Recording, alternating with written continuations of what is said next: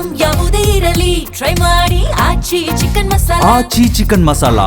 ಇದು ಧರ್ಮಸ್ಥಳ ಬುರುಡೆ ಗ್ಯಾಂಗ್ನ ಸ್ಫೋಟಕ ಸ್ಟೋರಿ. ಬುರುಡೆ ಗ್ಯಾಂಗ್ ವಿರುದ್ಧವೇ ಚಿನ್ನಯ್ಯ ತಿರುಗಿ ಬಿದ್ದಿದ್ದಾರೆ. ಬುರುಡೆ ಗ್ಯಾಂಗ್ ವಿರುದ್ಧ ಹೈಕೋರ್ಟ್ ಮೆಟ್ಟಿಲೇರಿದ್ದಾರೆ ಚಿನ್ನಯ್ಯ. ಯಾರನ್ನ ಸಾಕ್ಷಿ ಅಂತ ಕರ್ಕೊಂಡು ಬಂದಿದ್ರು ಅದೇ ಚಿನ್ನಯ್ಯ ಈಗ ಬುರುಡೆ ಗ್ಯಾಂಗ್ನ ವಿರುದ್ಧ ತಿರುಗಿ ಬಿದ್ದಿರೋದು. ಗಿರೀಶ್ ಮಟ್ಟಣ್ಣವರ್, ಮಹೇಶ್ ಶೆಟ್ಟಿ ತಿಮರೋಡಿ, ವಿಠಲ್ ಗೌಡ, ಜಯಂತ್ ವಿರುದ್ಧ ಕ್ರಮ ಕೈಗೊಳ್ಳೋದಕ್ಕೆ ಕೋರಿ ಚಿನ್ನಯ್ಯ ಅರ್ಜಿಯನ್ನ ಸಲ್ಲಿಸಿರೋದು ಕೋರ್ಟ್ಗೆ. ಎಸ್ಐಟಿಯಿಂದ ಷಡ್ಯಂತ್ರ ಮಾಡಿದವರ ರಕ್ಷಣೆ ಅಂತ ಅರ್ಜಿಯಲ್ಲಿ ಉಲ್ಲೇಖ ಮಾಡಿದ್ದಾರೆ. ಷಡ್ಯಂತ್ರ ಮಾಡಿದವರ ರಕ್ಷಣೆ ಆಗ್ತಾ ಇದೆ ಎಸ್ಐಟಿಯಿಂದ, ಈ ರೀತಿಯಾಗಿ ಅರ್ಜಿಯಲ್ಲಿ ಉಲ್ಲೇಖ ಮಾಡಿರೋದು. ಷಡ್ಯಂತ್ರ ನಡೆಸಿದವರನ್ನ ಬಿಟ್ಟು ನನ್ನ ಮಾತ್ರ ಜೈಲಿನಲ್ಲಿಡಲಾಗಿದೆ. ನಿಜವಾದ ಸಂಚುಕೋರರ ವಿರುದ್ಧ ಎಸ್ಐಟಿ ಕ್ರಮ ಕೈಗೊಂಡಿಲ್ಲ. ಷಡ್ಯಂತ್ರ ಮಾಡಿದವರ ವಿರುದ್ಧವೂ ಕ್ರಮಕ್ಕೆ ಕೋರಿ ಚಿನ್ನಯ್ಯ ಅರ್ಜಿಯನ್ನ ಸಲ್ಲಿಸಿರೋದು. ಧರ್ಮಸ್ಥಳ ಬುರುಡೆ ವಿಚಾರಕ್ಕೆ ಸಂಬಂಧಪಟ್ಟಂತೆ ಅಪ್ಡೇಟ್ ಇದು. ಬುರುಡೆ ಗ್ಯಾಂಗ್ ವಿರುದ್ಧವೇ ಹೈಕೋರ್ಟ್ ಮೆಟ್ಟಿಲೇರಿದ್ದಾರೆ ಚಿನ್ನಯ್ಯ. ಗಿರೀಶ್ ಮಟ್ಟಣ್ಣವರ್, ಮಹೇಶ್ ತಿಮರೋಡಿ, ವಿಠಲ್ ಗೌಡ, ಜಯಂತ್ ವಿರುದ್ಧ ಕ್ರಮ ಕೈಗೊಳ್ಳಬೇಕು ಅಂತ ಹೇಳಿ ಹೈಕೋರ್ಟ್ ಮೆಟ್ಟಿಲೇರಿದ್ದಾರೆ ಚಿನ್ನಯ್ಯ.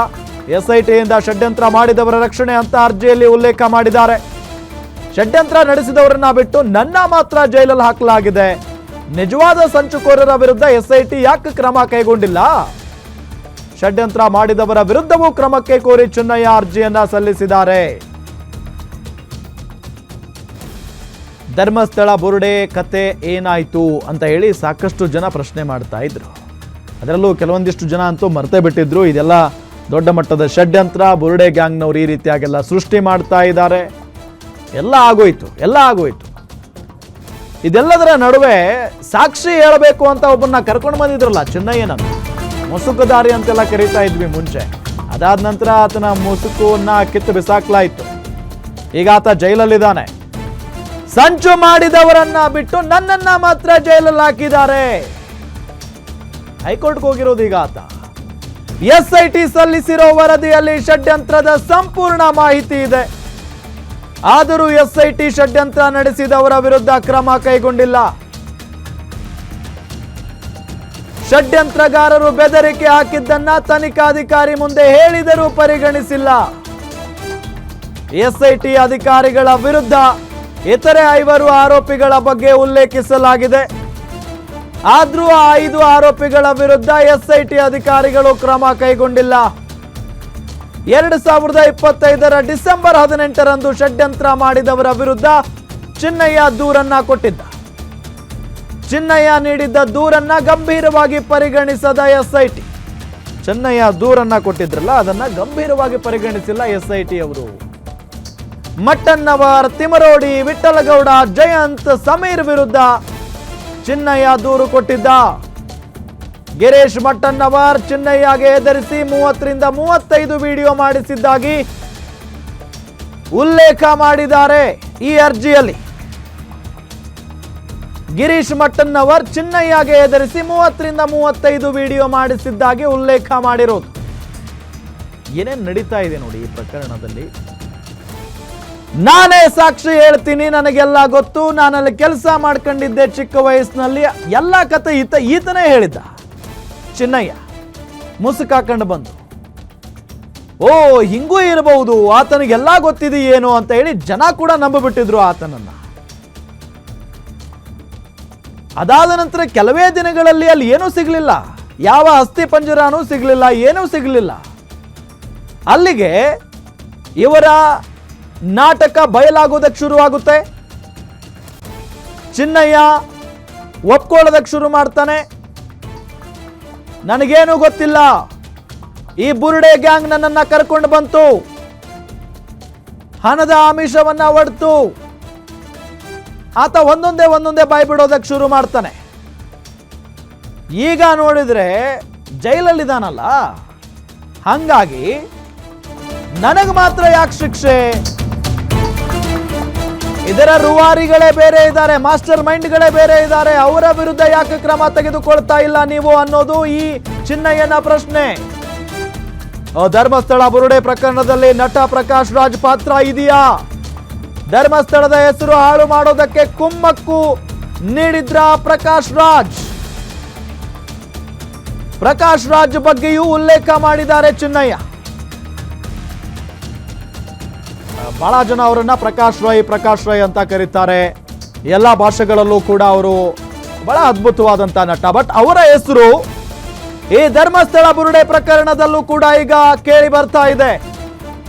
ಧರ್ಮಸ್ಥಳದ ಹೆಸರು ಹಾಳು ಮಾಡೋದಕ್ಕೆ ಕುಮ್ಮಕ್ಕು ನೀಡಿದ್ರ ಪ್ರಕಾಶ್ ರಾಜ್ ಅಂತ ಹೇಳಿ ಪ್ರಕಾಶ್ ರಾಜ್ ಬಗ್ಗೆಯೂ ಕೂಡ ಈ ಚಿನ್ನಯ್ಯ ಉಲ್ಲೇಖ ಮಾಡಿದ್ದಾನೆ.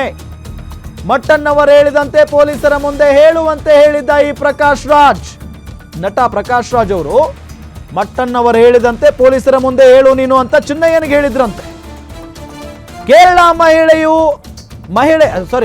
ಮಹಿಳೆಯ ಅತ್ಯಾಚಾರ ಅಂತ SIT ರಚನೆಗೆ ಒತ್ತಡದ ಬಗ್ಗೆಯೂ ಕೂಡ ಈತ ಉಲ್ಲೇಖ ಮಾಡಿದ್ದಾನೆ. ಕೇರಳ ಮಹಿಳೆಯ ಅತ್ಯಾಚಾರ ಅಂತ SIT ರಚನೆಗೆ ಒತ್ತಡದ ಬಗ್ಗೆಯೂ ಕೂಡ ಉಲ್ಲೇಖ ಮಾಡಿದ್ದಾನೆ. ವೀರೇಂದ್ರ ಹೆಗ್ಗಡೆ ಜೈಲಿಗೆ ಕಳುಹಿಸುವುದಕ್ಕೆ 200 ಕೋಟಿ ವೆಚ್ಚಕ್ಕೆ ಬುರುಡೆ ಗ್ಯಾಂಗ್ ಮುಂದಾಗಿತ್ತಂತೆ. ವೀರೇಂದ್ರ ಹೆಗ್ಗಡೆ ಅವರನ್ನ ಜೈಲಿಗೆ ಕಳುಹಿಸಿ ಕೊಡೋದಕ್ಕೆ 200 ಕೋಟಿ ರೂಪಾಯಿ ಬೇಕಾದ್ರೆ ಖರ್ಚಾಗ್ಲಿ, ನಾವಿದೀವಿ ಅಂತ ಹೇಳಿತ್ತಂತೆ ಬುರುಡೆ ಗ್ಯಾಂಗ್. ಚಿನ್ನಯ್ಯಗೆ 50 ಲಕ್ಷ ನೀಡುವ ಭರವಸೆಯನ್ನ ಕೊಟ್ಟಿದ್ರಂತೆ ಮಹೇಶ್ ಶೆಟ್ಟಿ ತಿಮರೋಡಿ, ಗಿರೀಶ್ ಮಟ್ಟಣ್ಣವರ್. ಈ ರೀತಿಯಾಗಿ ನೀನು ಸಾಕ್ಷಿ ಹೇಳಿದ್ರೆ ನಿನಗೆ 50 ಲಕ್ಷ ರೂಪಾಯಿ ಕೊಡ್ತೀವಿ ಅಂದಿದ್ರಂತೆ ಚಿನ್ನಯ್ಯನಿಗೆ. ಷಡ್ಯಂತ್ರದ ಹಿಂದೆ ದೊಡ್ಡ ಮಟ್ಟದ ಹಣಕಾಸಿನ ವಹಿವಾಟು ವಿಷಯ ಬಿಚ್ಚಿಟ್ಟಿದ್ದಾರೆ ಚಿನ್ನಯ್ಯ. ಬುರುಡೆ ಗ್ಯಾಂಗ್ ತೋರಿಸಿದ್ದ ಜಾಗದಲ್ಲಿ ಹೆಣ ಹೂತಿದ್ದಾಗಿ ಹೇಳುವಂತೆ ಚಿನ್ನಯ್ಯಗೆ ಬೆದರಿಕೆಯನ್ನ ಹಾಕಿದ್ರು. ಹೇಳಿದ ಕಡೆ ತೋರಿಸದಿದ್ದಲ್ಲಿ ನಿನ್ನ ಹೆಂಡತಿಯನ್ನ ಕೊಲೆ ಮಾಡುವ ಬೆದರಿಕೆ ಹಾಕಿದ್ದಾಗಿ ಉಲ್ಲೇಖ ಮಾಡಿದ್ದಾರೆ ನೋಡಿ. ನಾವು ಹೇಳಿದ ಕಡೆಗೆ ನೀನು SIT ಅವರಿಗೆ ಆ ಜಾಗವನ್ನ ತೋರಿಸದೆ ಹೋದ್ರೆ ನಿನ್ನ ಹೆಂಡತಿಯನ್ನ ಕೊಂದು ಬಿಡ್ತೀವಿ ಅಂತ ಬೆದರಿಕೆಯನ್ನ ಹಾಕಿದ್ರಂತೆ ಚಿನ್ನಯ್ಯನಿಗೆ ಇವರು. ಹೀಗಾಗಿ ಷಡ್ಯಂತ್ರ ನಡೆಸಿದ 5 ವಿರುದ್ಧ ಕ್ರಮಕ್ಕೆ ಚಿನ್ನಯ್ಯ ಈಗ ಅರ್ಜಿಯನ್ನ ಸಲ್ಲಿಸಿರೋದು ಹೈಕೋರ್ಟ್ಗೆ. ಕ್ರಮ ಆಗಬೇಕು ಆ 5 ಜನರ ವಿರುದ್ಧ ಅಂತ ಹೇಳಿ ಈಗ ಚಿನ್ನಯ್ಯ ಅರ್ಜಿಯಲ್ಲಿ ಉಲ್ಲೇಖ ಮಾಡಿದ್ದಾನೆ. ಮಹೇಶ್ ಶೆಟ್ಟಿ ತಿಮರೋಡಿ, ಗಿರೀಶ್ ಮಟ್ಟಣ್ಣವರ ಹೆಸರು ಬಹಳ ಪ್ರಮುಖ.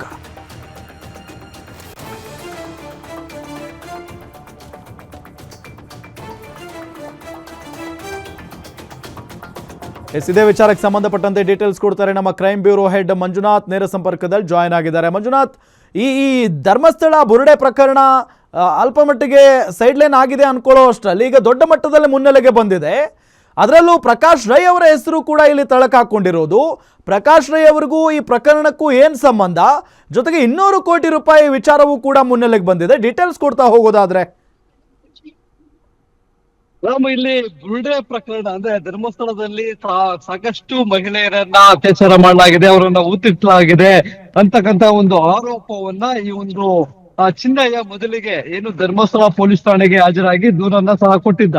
ಅದಕ್ಕೆ ಸಂಬಂಧಪಟ್ಟಂತೆ ರಾಜ್ಯ ಸರ್ಕಾರ ಈ ಪ್ರಕರಣವನ್ನ ಬೇಯಿಸೋದಕ್ಕೆ ಒಂದು SIT ತಂಡವನ್ನ ರಚನೆ ಮಾಡ್ತು. SIT ತಂಡ ಈಗ ಮಧ್ಯಂತರ ವರದಿಯನ್ನು ಸಹ ಕೋರ್ಟ್ಗೆ ಸಲ್ಲಿಸಲಾಗಿದೆ. ಆದ್ರೆ ಸಂಪೂರ್ಣ ತನಿಖೆ ವರದಿಯನ್ನ ಇನ್ನು ಸಲ್ಲಿಸೋದಕ್ಕೆ ಬಾಕಿ ಉಳಿಸ್ಕೊಂಡಿರ್ತಕ್ಕಂಥದ್ದು. ಇದರ ಬೆನ್ನಲ್ಲೇ 2025 ಡಿಸೆಂಬರ್ 18ನೇ ತಾರೀಕು ಇದೇ ಚಿನ್ನಯ್ಯ ಒಂದು ಕಂಪ್ಲೇಂಟ್ ಅನ್ನ ಕೊಡ್ತಾನೆ. ಅದು ಬಂಧನಕ್ಕೊಳಗಾದಂತ ನಂತರ ನನ್ನ ಮೇಲೆ ನನಗೆ ಬೆದರಿಕೆ ಹಾಕಿ ಧರ್ಮಸ್ಥಳದ ವಿರುದ್ಧ ಇಲ್ಲ ಸಲ್ಲದ ಆರೋಪಗಳನ್ನ ಸಹ ಮಾಡಬೇಕು, ಅದಕ್ಕೆ ಸಂಬಂಧಪಟ್ಟಂತೆ ನಿನಗೆ 50 ಲಕ್ಷ ರೂಪಾಯಿ ಹಣವನ್ನ ಕೊಡ್ತೇನೆ ಅನ್ನೋ ನಿಟ್ಟಿನಲ್ಲಿ ಇಲ್ಲಿ 5 ಜನ ಯಾರು ಮಹೇಶ್ ತಿಮ್ರೋಡಿ, ಜೊತೆಗೆ ಗಿರೀಶ್ ಮಟ್ಟಣ್ಣನವರು, ಜಯಂತ್, ವಿಠಲ್ ಗೌಡ, ಸಮೀರ್ ಇವರೆಲ್ಲರೂ ಸೇರಿ ಈ ಒಂದು ಚಿನ್ನಯ್ಯನನ್ನ ಬ್ಲಾಕ್ ಮೇಲ್ ಮಾಡೋ ಮುಖಾಂತರ, ಬೆದರಿಕೆ ಹಾಕೋ ಮುಖಾಂತರ ಆತ ಏನು ಧರ್ಮಸ್ಥಳದಲ್ಲಿ ಆಗ್ತಕ್ಕಂತ ಕೆಲವೊಂದು ಸಾವುಗಳಿಗೆ ಸಂಬಂಧಪಟ್ಟಂತೆ ಸುಳ್ಳು ಕಥೆಯನ್ನ ಕಟ್ಟಿ ಒಂದು ದೂರನ್ನ ಕೊಡುವಂತ ಕೆಲಸವನ್ನ ಸಹ ಮಾಡಿರ್ತಾರೆ. ಇಲ್ಲಿ ಆತ ಈಗ ಚಿನ್ನಯ್ಯ ಈಗ ಸದ್ಯ ಜೈಲಲ್ಲಿ ಇರ್ತಕ್ಕಂಥದ್ದು. ಆತ ಒಂದು ಗಂಭೀರವಾದಂತ ಆರೋಪವನ್ನ ಈ ಬುರ್ಡೆ ಗ್ಯಾಂಗ್ ನಲ್ಲಿ ಇರ್ತಕ್ಕಂಥ 5 ಜನರ ವಿರುದ್ಧ ಸಹ ಮಾಡಿದ್ದಾರೆ. ಜೊತೆಗೆ SIT ಅಧಿಕಾರಿಗಳ ವಿರುದ್ಧವೂ ಸಹ ಒಂದು ಆರೋಪವನ್ನ ಸಹ ಮಾಡಿರ್ತಕ್ಕಂಥದ್ದು. ಇಡೀ ಷಡ್ಯಂತ್ರದ ಹಿಂದೆ ಮಹೇಶ್ ತಿಮ್ರೋಡಿ, ಗಿರೀಶ್ ಮಟ್ಟಣ್ಣನವರು, ವಿಠಲ್ ಗೌಡ ಜೊತೆಗೆ ಏನು ಬೇರೆ ಬೇರೆ ಇನ್ನೊಂದಷ್ಟು ಜನ ಏನಿದ್ದಾರೆ ಅವರು ಎಲ್ಲರೂ ಸಹ ಇದರಲ್ಲಿ ಪಾತ್ರರಾಗಿದ್ದಾರೆ. ಆದ್ರೆ SIT ಅಧಿಕಾರಿಗಳು ಕೇವಲ ನನ್ನನ್ನ ಮಾತ್ರ ಬಂಧನ ಮಾಡಿದ್ರು, ಉಳಿದಂತ 5 ಜನರ ವಿರುದ್ಧ ಯಾವುದೇ ರೀತಿಯಾದಂತ ಕ್ರಮವನ್ನ ಕೈಗೊಂಡಿಲ್ಲ ಅಂತಕ್ಕಂತ ಒಂದು ಆರೋಪವನ್ನು ಸಹ ಮಾಡಿರ್ತಕ್ಕಂಥದ್ದು. ಇವತ್ತು ಸಲ್ಲಿಸಿರ್ತಕ್ಕಂಥ ರಿಟ್ ಅರ್ಜಿಗೆ ಸಂಬಂಧಪಟ್ಟಂತೆ ಹೈಕೋರ್ಟ್ ನ ಏಕಸದಸ್ಯ ಪೀಠ ಒಂದು ವಿಚಾರಣೆ ನಡೆಸಿ ರಾಜ್ಯ ಸರ್ಕಾರ ಜೊತೆಗೆ SITಗೆ ಒಂದು ನೋಟಿಸ್ ಅನ್ನ ಸರ್ವ್ ಮಾಡೋ ಮುಖಾಂತರ ಈ ಮುಂದಿನ ವಿಚಾರಣೆಯನ್ನ ಇದೇ ತಿಂಗಳು ಜೂನ್ 29ಕ್ಕೆ ನಿಗದಿ ಮಾಡಿರ್ತಕ್ಕಂಥ. ಆದ್ರೆ ಇಲ್ಲಿ ಏನು ಚಿನ್ನಯ್ಯ ಅವರು ಸಲ್ಲಿಸಿರ್ತಕ್ಕಂಥ ರಿಟ್ ಅರ್ಜಿಯಲ್ಲಿ ಯಾರ್ಯಾರ ಮೇಲೆ ಗಂಭೀರವಾದಂತ ಆರೋಪಗಳನ್ನ ಮಾಡಿದ್ದಾನೆ ಅನ್ನೋದಾದ್ರೆ ಈ ಬುರ್ಡೆ ಗ್ಯಾಂಗ್ ನಲ್ಲಿ ಕಾಣಿಸ್ಕೊಂಡಂತ ಮಹೇಶ್ ತಿಮ್ರೋಡಿ, ಗಿರೀಶ್ ಮಟ್ಟಣ್ಣನವರು, ಜಯಂತ್, ವಿಠಲ್ ಗೌಡ, ಸಮೀರು ಜೊತೆಗೆ ಇಲ್ಲಿ ನಟ ಆಗಿರ್ತಕ್ಕಂಥ ಪ್ರಕಾಶ್ ರಾಜ್ ಅವರ ವಿರುದ್ಧವೂ ಸಹ ಒಂದು ಗಂಭೀರವಾದಂತ ಆರೋಪವನ್ನ ಮಾಡಿರ್ತಕ್ಕಂಥದ್ದು. ಇಲ್ಲಿ ಏನು ವಿಠಲ್ ಗೌಡ ಮತ್ತೆ ಜಯಂತು ಜೊತೆಗೆ ಗಿರೀಶ್ ಮಟ್ಟಣ್ಣನವರು ಏನು ಇವ್ರಿಗೆ ಯಾರಿಗೆ ಚಿನ್ನಯ್ಯನಿಗೆ ಎದುರಿಸೋ ಮುಖಾಂತರ ಸುಮಾರು 30-35 ವಿಡಿಯೋಗಳನ್ನ ಮಾಡ್ಕೊಳ್ತಾರೆ. ಅದು ಏನಂತಂದ್ರೆ, ನಾನು ಧರ್ಮಸ್ಥಳದಲ್ಲಿ ಸಾಕಷ್ಟು ವರ್ಷ ಕೆಲಸ ಮಾಡಿದ್ದೇನೆ, ಇಲ್ಲಿ ಆಗ್ತಕ್ಕಂತ ಅತ್ಯಾಚಾರಗಳಿರ್ಬೋದು, ಜೊತೆಗೆ ಏನು ಹೆಣ್ಣು ಮಕ್ಕಳ ಮೇಲೆ ದೌರ್ಜನ್ಯ ಆಗ್ತಾ ಇದೆ, ಅವರನ್ನ ಕೊಲೆ ಮಾಡಿ ಕೆಲವೊಂದು ಗುಡ್ಡಗಳಲ್ಲಿ ನಾನು ಊತಿಟ್ಟಿದ್ದೇನೆ. ಇಡೀ ಪ್ರಕರಣ ನನಗೆ ಮಾಹಿತಿ ಇದೆ. ನಾನು ಈಗ ನೀವು ಕರ್ಕೊಂಡು ಹೋದ್ರೆ ಇಂಥ ಜಾಗ ತೋರಿಸಿದಾಗ ಅಲ್ಲಿ ಊತಿಟ್ಟಿರ್ತಕ್ಕಂಥ ಶವಗಳನ್ನ ಅಥವಾ ಶವದ ಅವಶೇಷಗಳನ್ನ ಪತ್ತೆ ಹಚ್ಚಬಹುದು ಅಂತಕ್ಕಂಥ ಒಂದು ಮಾಹಿತಿಯನ್ನ ಕೊಟ್ಟಂತಾನೆ ಈ ಬುರ್ಡೆ ಗ್ಯಾಂಗ್ ಹೇಳಿಕೆ ಕೊಟ್ಟಂತೆ, ಟ್ರೈನಿಂಗ್ ಕೊಟ್ಟಂತೆ ಚಿನ್ನಯ್ಯ ಮೊದಲಿಗೆ ಬಂದು ಪೊಲೀಸರ ಮುಂದೆ ಹೋಗ್ತಕ್ಕಂಥದ್ದು. ಇಡೀ ಪ್ರಕರಣ ಇನ್ನು ಸುಪ್ರೀಂ ಕೋರ್ಟ್ಗೆ ಹೋಗಿ ಇಲ್ಲಿ ಆ ಒಂದು ತನಿಖೆ ನಡೆಸಬೇಕು ಅಂತಕ್ಕಂಥ ಒಂದು ಆದೇಶವನ್ನು ಸಹ ಮಾಡ್ಕೊಂಡು ಬರ್ತಾರೆ. ಆದ್ರೆ ಇಲ್ಲಿ ಬುರ್ಡೆ ಗ್ಯಾಂಗ್ ಕೊಟ್ಟಂತ ಭರವಸೆಗಳನ್ನ ಚಿನ್ನಯ್ಯಗೆ ಯಾವುದೇ ರೀತಿಯಾಗಿ ಈಡೇರಿಸೋದಿಲ್ಲ. ಮೊದಲಿಗೆ 50 ಲಕ್ಷ ಹಣವನ್ನ ಕೊಡ್ತೇವೆ ಅಂತಕ್ಕಂತ ಒಂದು ಭರವಸೆಯನ್ನ ಸಹ ಕೊಟ್ಟಿರ್ತಾರೆ. ಇಲ್ಲಿ ಅದೇ ರೀತಿಯಾಗಿ ಆತ ಒಂದು ಈ ಸುಳ್ಳುವನ್ನ ಹೇಳೋದಿರ್ಬೋದು, ದೂರನ್ನ ಕೊಡೋದು ಎಲ್ಲವೂ ಸಹ ಮಾಡಿರ್ತಾರೆ. ರಾಜ್ಯ ಸರ್ಕಾರ ಅನುಚೇತವರ ಮುಖ್ಯಸ್ಥರಾಗಿ ನೇಮಕ ಮಾಡಿ ಒಂದು SIT ತಂಡವನ್ನ ಸಹ ರಚನೆ ಮಾಡಲಾಗುತ್ತೆ. ಇವತ್ತಿನ ಸಲ್ಲಿಕೆ ಆಗಿರ್ತಕ್ಕಂಥ ರಿಟ್ ಅರ್ಜಿಯಲ್ಲಿ ಏನು ಸರ್ಕಾರದ ಬೊಕ್ಕಸಕ್ಕೆ ನಷ್ಟ ಉಂಟಾಗಿದೆ, ಆ ನಷ್ಟ ಉಂಟಾಗೋದಕ್ಕೆ ಕಾರಣಕರ್ತರಾದಂತ ತಿಮ್ಮರೋಡಿ ಇರ್ಬೋದು, ಗಿರೀಶ್ ಮಟ್ಟಣ್ಣನವರು ಇರ್ಬೋದು, ಉಳಿದಂತ ಇತರೆ 3 ಜನ ಆರೋಪಿಗಳು, ಒಟ್ಟು 5 ಜನ ಆರೋಪಿಗಳ ವಿರುದ್ಧ SIT ತನಿಖೆ ವೇಳೆ ಎಲ್ಲಾ ಮಾಹಿತಿ ಕಲೆ ಹಾಕಿದ್ರು ಸಹ ಅವರು ಇದರ ಷಡ್ಯಂತ್ರವನ್ನ ರೂಪಿಸಿದ್ದಾರೆ ಅಂತ ಗೊತ್ತಿದ್ರು ಸಹ SIT ಈ 5 ವಿರುದ್ಧ ಯಾವುದೇ ರೀತಿಯಾದಂತ ಕ್ರಮವನ್ನ ಕೈಗೊಂಡಿಲ್ಲ.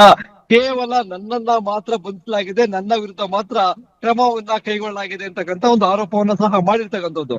ಇದರ ನಡುವೆ ಪ್ರಕಾಶ್ ರಾಜ್ ಅವರ ಹೆಸರು ಸಹ ಉಲ್ಲೇಖ ಮಾಡಿರ್ತಕ್ಕಂಥದ್ದು ರಿಟ್ ಅರ್ಜಿಯಲ್ಲಿ. ಒಮ್ಮೆ ಯಾರು ಗಿರೀಶ್ ಮಟ್ಟಣ್ಣನವರ ಜೊತೆ ಚಿನ್ನಯ್ಯ ಮಾತನಾಡ್ತಕ್ಕಂಥ ಸಂದರ್ಭದಲ್ಲಿ, ಅವರ ಮನೆಗೆ ಕರ್ಕೊಂಡು ಹೋಗಿದ್ದಂತ ಸಂದರ್ಭದಲ್ಲಿ ಪ್ರಕಾಶ್ ರಾಜ್ ಅವರು ಕರೆ ಮಾಡ್ತಾರೆ, ತಮಿಳಿನಲ್ಲಿ ಮಾತಾಡ್ತಾರೆ. ಗಿರೀಶ್ ಮಟ್ಟಣ್ಣ ಅವರು ಹೇಳಿದಾಗ, ಕೇರಳದ ಒಬ್ಬ ಯುವತಿಯ ಮೇಲೆ, ಕೇರಳ ಮಹಿಳೆಯ ಮೇಲೆ ಅತ್ಯಾಚಾರ ಆಗಿದೆ, ಆಕೆ ಸಾವನ್ನಪ್ಪಿದ್ದಾಳೆ, ಆಕೆ ಶವವನ್ನ ನಾನೇ ಇಲ್ಲಿ ಊತಿಟ್ಟಿದ್ದೇನೆ ಅಂತಕ್ಕಂತ ಒಂದು ಹೇಳಿಕೆಯನ್ನ ಕೊಡಬೇಕು ಅನ್ನೋ ನಿಟ್ಟಿನಲ್ಲಿ ಇಲ್ಲಿ ಆ ಒಂದು ಆರೋಪಗಳನ್ನ ಸಹ ಮಾಡಿರ್ತಕ್ಕಂಥದ್ದು ರಿಟ್ ಅರ್ಜಿಯಲ್ಲಿ.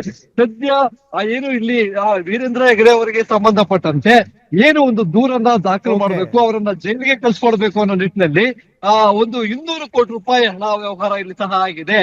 ಧರ್ಮಸ್ಥಳದ ವೀರೇಂದ್ರ ಹೆಗಡೆ ಅವರನ್ನ ಜೈಲಿಗೆ ಕಳಿಸೋ ಉದ್ದೇಶಕ್ಕಾಗಿ ಸಾಕಷ್ಟು ಫಂಡ್ ಸಹ ಇಲ್ಲಿ ಬಂದಿದೆ ಅಂತಕ್ಕಂತ ಆರೋಪವನ್ನು ಸಹ ಮಾಡಿದ್ದಾರೆ. ಆದ್ರೆ SIT ಅಧಿಕಾರಿಗಳು ಇವೆಲ್ಲಾ ಮಾಹಿತಿನ ಕಲೆ ಹಾಕಿದ್ರು ಸಹ ಯಾವುದೇ ಒಂದು ಕ್ರಮವನ್ನ ಅವರ ವಿರುದ್ಧ ಕೈಗೊಳ್ತಾ ಇಲ್ಲ.